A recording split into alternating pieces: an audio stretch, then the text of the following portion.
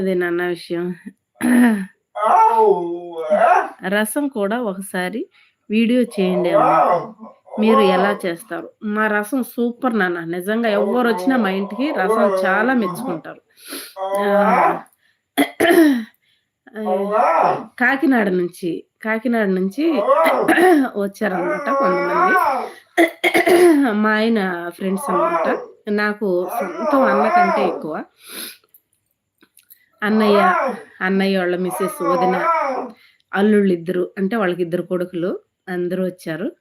ఆవిడైతే వాళ్ళ ఇంటికి పోయిన తర్వాత గూడా చాలా రోజులు రసం గురించి అడిగేదనమాట. వదిన రసం ఎలా పెట్టారు వదిన మీరు? నాకు నేర్పించరా ప్లీజ్ అసలు రసం చాలా బావుంది వదిన. ఎలా తయారు చేశారు అని అడిగారనమాట. నేను పెట్టానని గొప్పగా చెప్పుకోవడం గాదు. నిజానికి చాలా అంటే చాలా బావుంటుంది. మీరు గూడా రండి ఒకసారి టేస్ట్ చేద్దురు గాని. ఓకేనా? చాలా బావుంటుంది. చాలా చాలా బావుంటుంది.